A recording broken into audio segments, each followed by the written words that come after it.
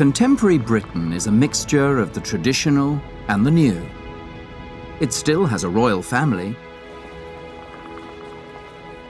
People still eat fish and chips, and there are still pretty villages with old-fashioned pubs.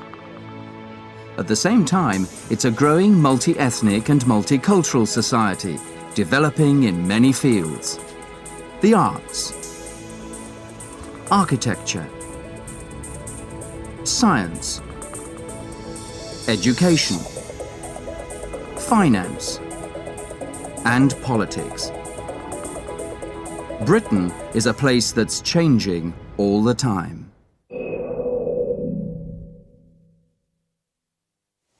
The landscape of Britain is incredibly varied.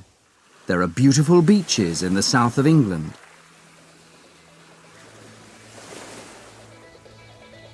The south and east are mainly flat and low-lying.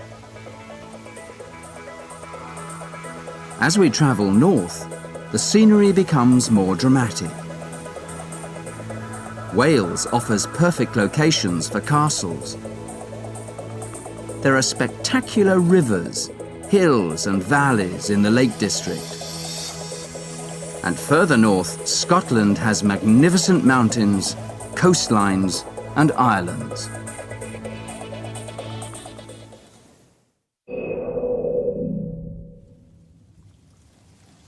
Of course, the weather isn't always perfect.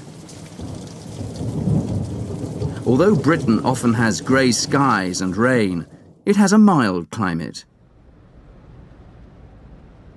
However, extreme weather does happen sometimes.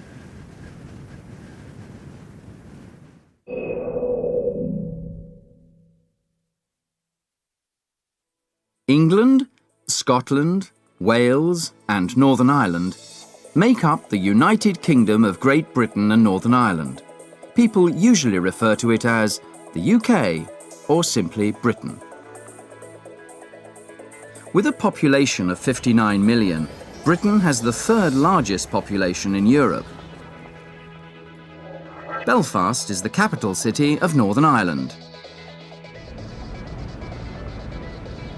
It grew up in the 19th century during Britain's Industrial Revolution. It's a city of grand buildings,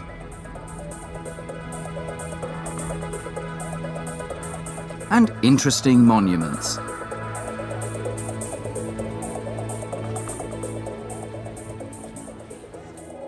Cardiff is the capital city of Wales.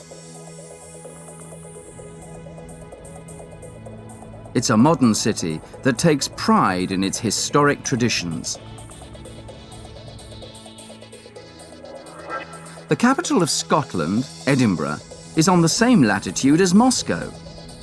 It's a beautiful city, which is rich in history.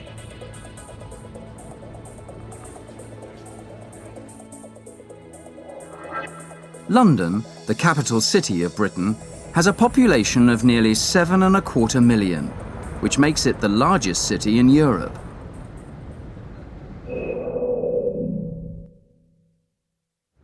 London is also the centre of government.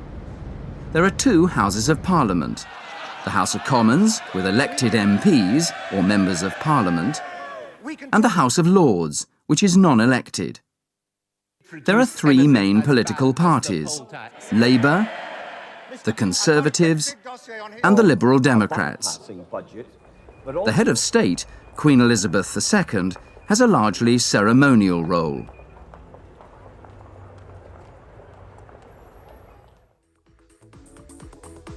In 1999, the Labour government moved some political power away from London. There is now a Scottish Parliament in Edinburgh, and national assemblies for Northern Ireland, in Belfast, and for Wales, in Cardiff.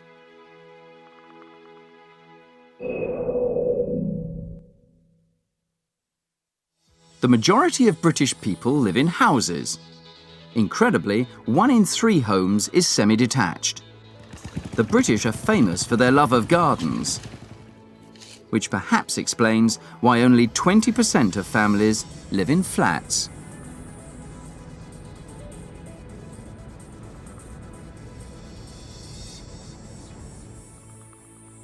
The average family size in Britain is getting smaller, with only 2.4 people per property. In fact, 30% of all homes only have one occupant. English, of course, is the main language in the UK, but there are other native languages. About 20% of the population of Wales speak Welsh.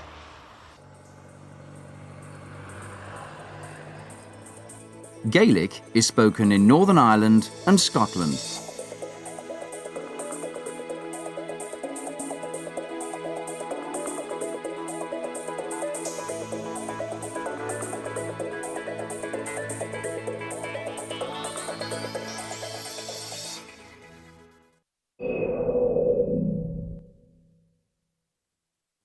Britain has been politically joined to Europe since it joined the European Union in 1973. And it's been physically joined to the continent since 1994 by the Channel Tunnel. At just over 50 kilometres long, the Channel Tunnel takes passengers from Waterloo Station in London to Paris, Brussels and Lille.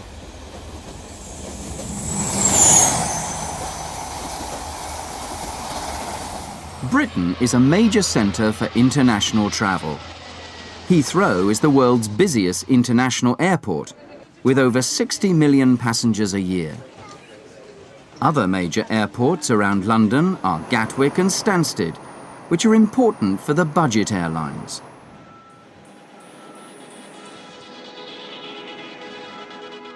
And London, like so much of Britain, is always on the move.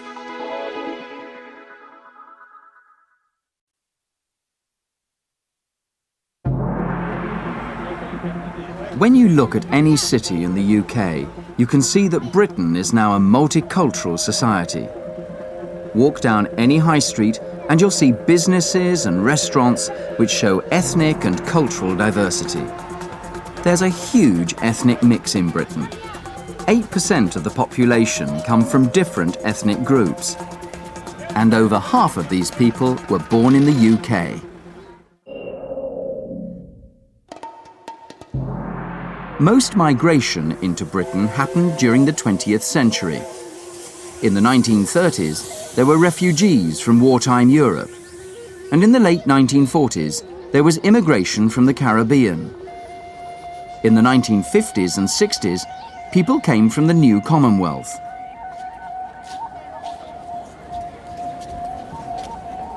Nowadays, people continue to come to the UK from many parts of the world.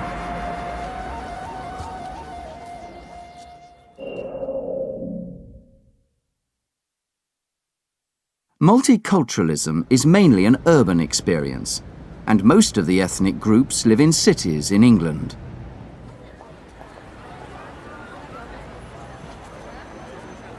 Today, the 5 largest ethnic groups are Indians, Pakistanis, Caribbeans, Africans, and Bangladeshis.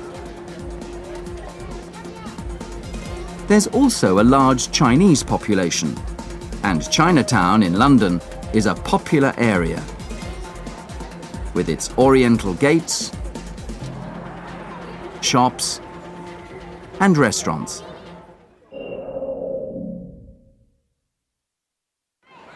London is a city that seems to contain the whole world. An incredible 300 languages are spoken here. For 42% of school children in inner London, English is their second language. You'll hear languages such as Punjabi, Cantonese or Mandarin.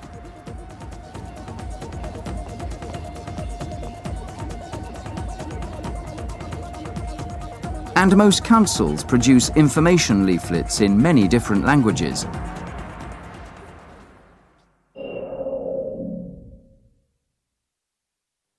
While Christianity is the official and largest religion, Britain has one of the biggest Muslim communities in Western Europe. There are 1.5 to 2 million Muslims and over 600 mosques and prayer centres. The Hindu faith has about 500,000 followers.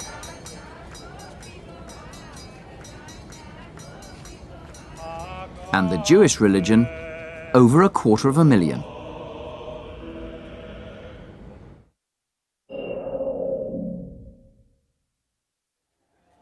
Ethnic groups have had a wide-reaching and positive impact on the social and economic life of Britain. The country has benefited enormously from its ethnic diversity. In the workplace, Asian doctors make up nearly 20% of the medical staff, while 27% of the London Underground staff are from ethnic minorities. There are many famous people from ethnic backgrounds. Sol Campbell, a footballer. Paul Boateng, a government minister. Vanessa May, a violinist. Oswald Boateng, a clothes designer, here pictured with his wife. And major British writers such as Zadie Smith and Kazuo Ishiguro. There have been many changes in the food the British eat. And the music they listen to. Such as, from the black community, reggae, jungle, and as here, R&B.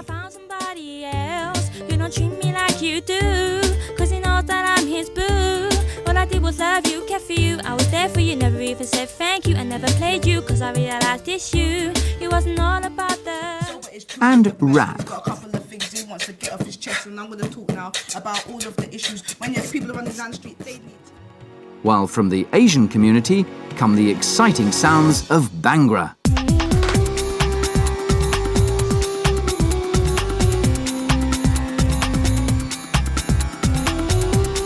Britain in the 21st century is a thriving, multi-ethnic, multicultural society.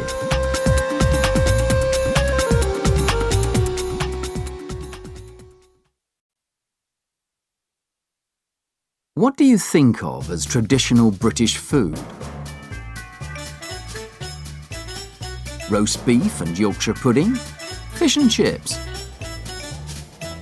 Or Scottish porridge for breakfast? Well, these dishes are still very popular, but what the British eat and how they eat it is changing.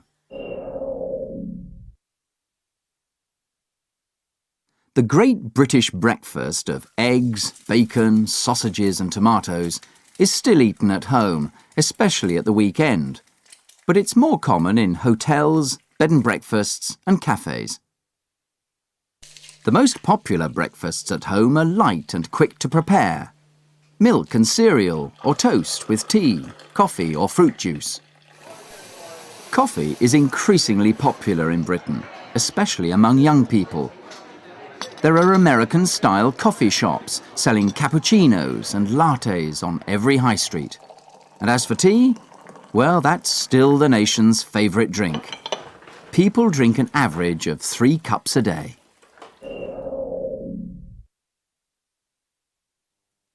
Supermarkets dominate British food shopping. The 5 largest supermarket chains sell 70% of all British groceries. They offer food from all over the world and fresh fruit and vegetables all year. Supermarkets are often open 24 hours a day and provide everything you want under one roof. They even offer internet shopping and home deliveries, so you don't have to go out at all. You can still find traditional grocers, greengrocers, butchers and bakers' shops and open-air markets. But they find it difficult to compete with supermarkets, and their numbers have fallen.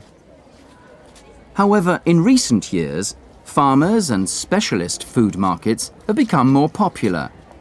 Here you can find local, traditional and seasonal food.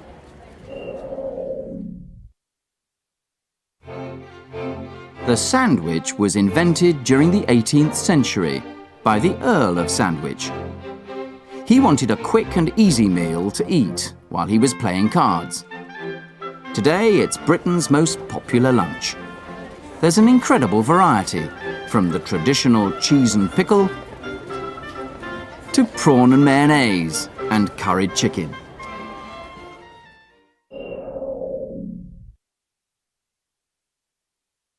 The British eat a lot of ready meals. The demand for convenience food is growing all over Europe, but the British buy more ready-made meals than any other European country.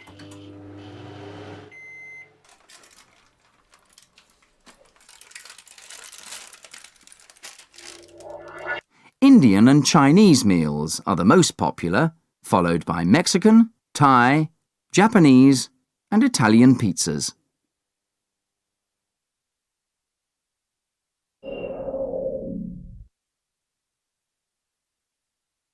As less time is spent on cooking, it's becoming less common for families to actually sit down and eat together. Takeaways are also popular, either from an Indian or Chinese restaurant, or of course, from a fish and chip shop. Takeaways can be delivered to people's homes. Pizzas are a great favourite. Right, there's 2 pizzas there for you. Fantastic, look at that. Easy to eat in front of the TV, maybe while you're watching a cookery programme. Fast food restaurants serving burgers and chips are everywhere. There's also a huge variety of restaurants to choose from, with cuisines from all over the world.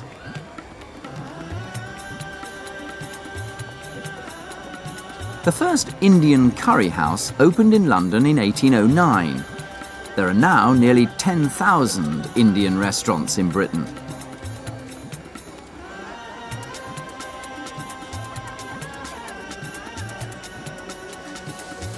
And one of the most popular dishes in Britain today is chicken tikka masala, which combines the traditional British taste for a gravy, masala, with an original Indian dish, chicken tikka. It's a true British national dish, a fusion of 2 traditions.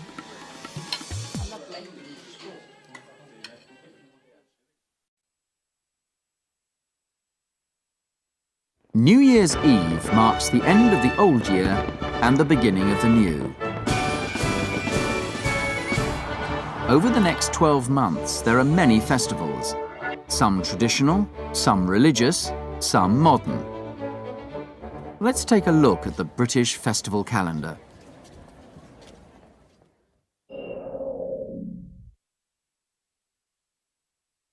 May Day, on the first day of May, is a spring celebration. You can see traditional activities such as dancing around the maypole and Morris dancing. Nobody knows where this tradition comes from.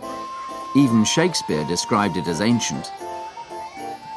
If you travel to Gloucestershire on the last day of May, you can see one of the strangest races in the world. It's called cheese rolling. The contestants run 300 metres down a hill and try to go faster than the cheese. It can be quite dangerous, but inevitably, the cheese wins. This is the Oxford and Cambridge boat race, held on the River Thames since 1845.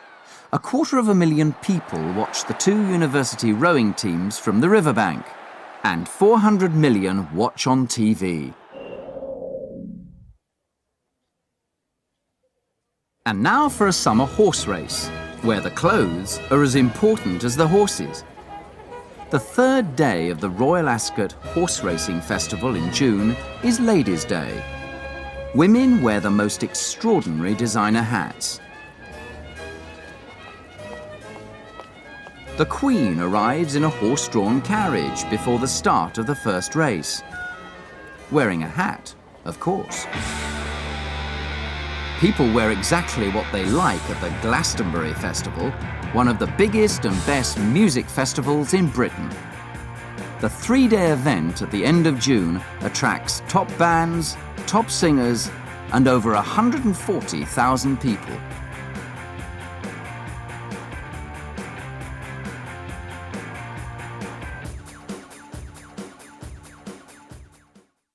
The Notting Hill Carnival in West London is the largest street carnival in Europe, and in the world, only the Rio de Janeiro Carnival is bigger. It began as a Caribbean carnival in the 1960s, but now it attracts about 2 million people every year and performers from all over the world. At the heart of the festival is a spectacular carnival parade with floats, massive sound systems and steel drum bands.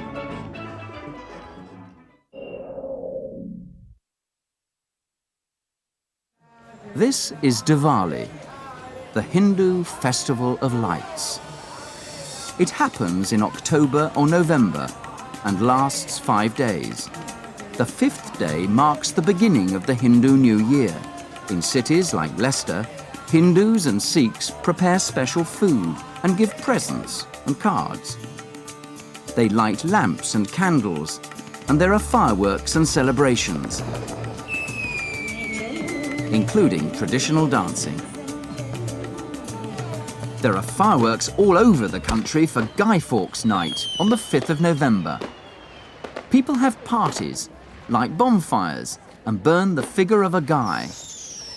This is a tradition that goes back to the 17th century, when Guy Fawkes tried to blow up the Houses of Parliament with gunpowder. And a great way to satisfy your competitive spirit is a game of conkers. A conker is the nut of a horse chestnut tree. Take the nut, make a hole in it, and fix it to a piece of string. Then try to break your rival's conker by hitting it. It's great fun.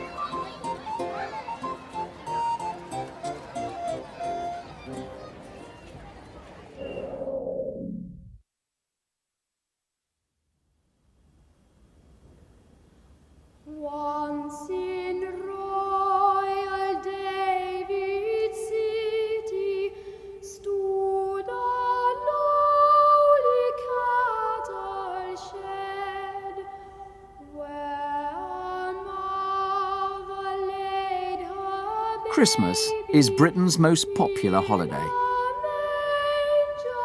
There are great Christmas traditions, such as carol singing.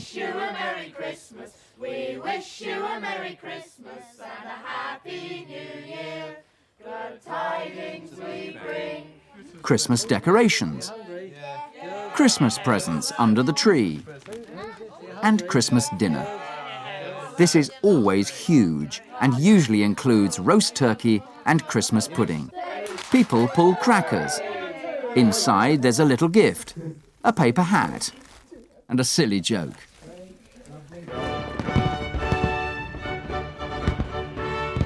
And that brings us back to New Year's Eve.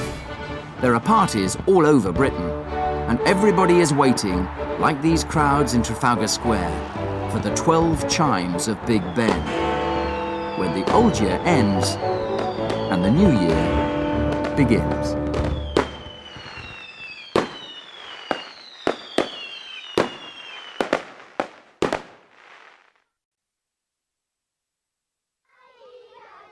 Some people say that school days are the best days of your life. Well, if they're not the best, they're certainly very important. Full-time education in the UK is compulsory between the ages of 5 and 16.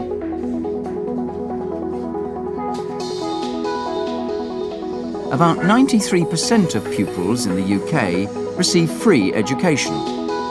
The other 7% attend private schools.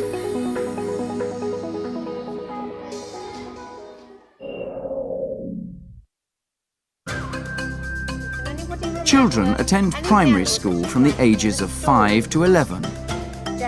There are about 25 to 27 children in each class. One of its aims is to teach children to read well and to handle numbers. Schools usually devote an hour to literacy and an hour to numeracy every day. In the UK, there is a computer in every primary school. In fact, the average is 16 per school. In secondary schools, that figure rises to over 100. A lot of this equipment is bought with money that schools and parents collect through special events and sponsorship.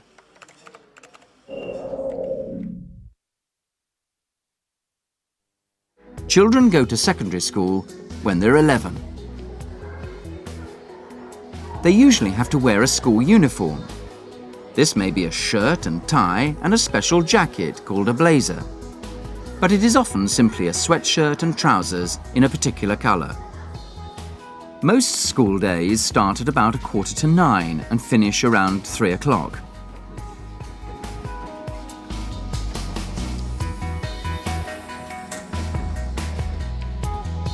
Many students stay for lunch and either take sandwiches or have a school dinner. Except for Scotland, state schools in Britain follow a national curriculum. The emphasis is on the 3 core subjects of English, mathematics and science. There are national tests in these subjects for all 14-year-olds. After they're 14, students also study subjects such as information and communication technology, design and technology, and a modern foreign language.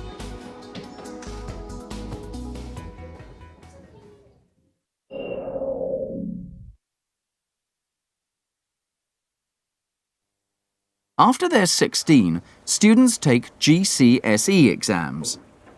Around 70% of students then continue to further education, specialising in 3 or 4 subjects. They may take AS-level exams after a year, and then at 18, they take A or advanced level examinations. Students can choose any course at any university, but they have to get the right qualifications to be accepted. Between school and university, some people take a gap year, a year out of education, for work experience or to travel.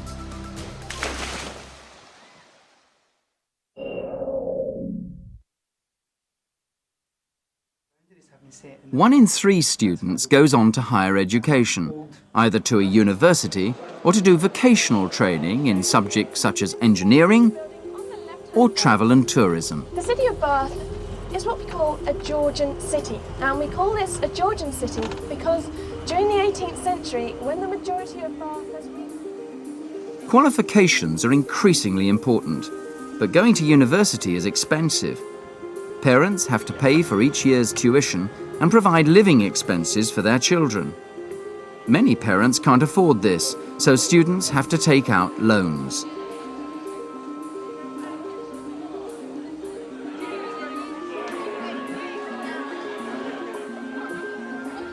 Well-known traditional universities like Oxford and Cambridge are among the oldest in the world.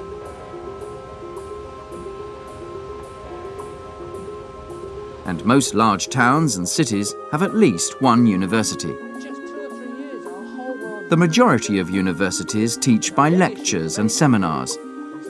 Students work hard. Those that live for 100 years dramatically... But they play hard too. Life at university is fun. In their first year, students often live in a room at the university. After that, they find a flat in town.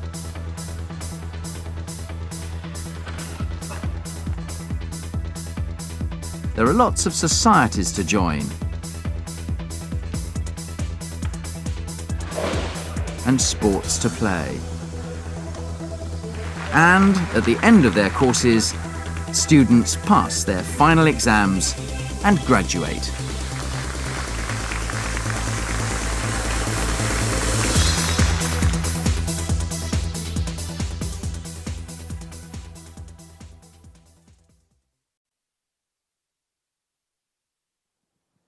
How do young people in Britain spend their free time?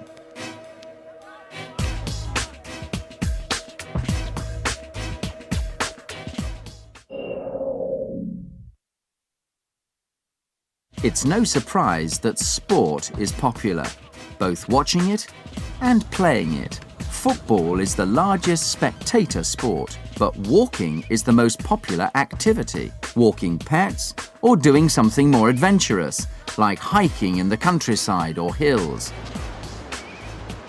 Other popular sports are swimming, doing aerobics and yoga, going cycling, and not just cycling in towns, but mountain biking. or simply getting around on wheels, with skateboards and rollerblades.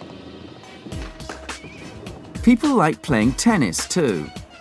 Lawn tennis was invented in Britain, and the Wimbledon Championships are a great favourite. And playing football is popular with all ages. Everyone wants to become another David Beckham.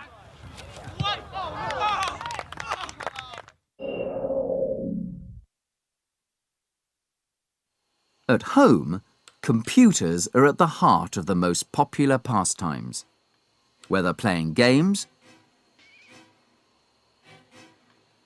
surfing the net, or emailing. Of course, if they're studying, then there's always homework to do. But that can be combined with listening to music or the radio. Young people listen to over 16 hours of radio a week.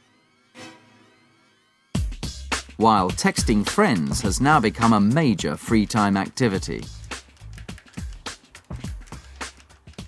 The most popular activity at home is sitting in front of a TV screen.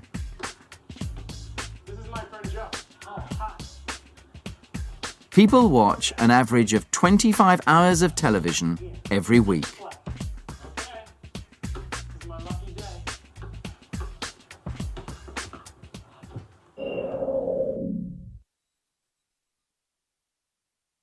From the age of 14, young people can work part-time, and many of them have a part-time job, such as a paper boy or girl. It's a good way to earn money, to buy CDs or clothes.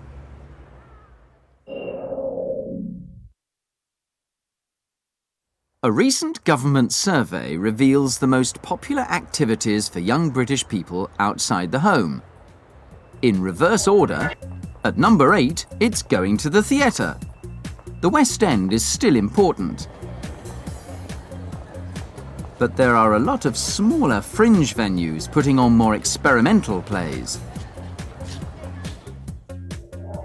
At number 7, it's visiting museums and galleries. Tate Modern, which houses 20th century and contemporary art, used to be a power station. It attracted over 5 million visitors in its first year. At number 6, it's going to a fun fair, or one of the amazing theme parks such as Alton Towers.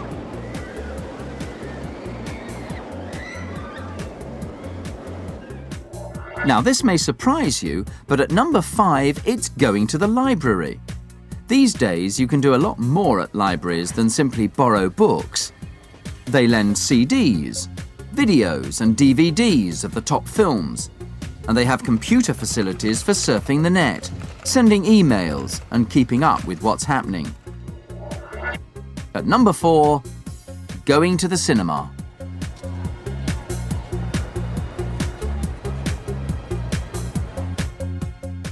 And now the top 3. At number 3, going clubbing.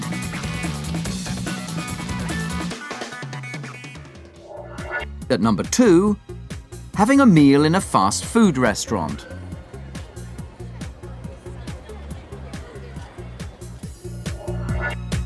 And at number 1, going to the pub with friends. Most young people said that that was their favourite activity outside the home. Nowadays, many pubs play music and serve continental-style food.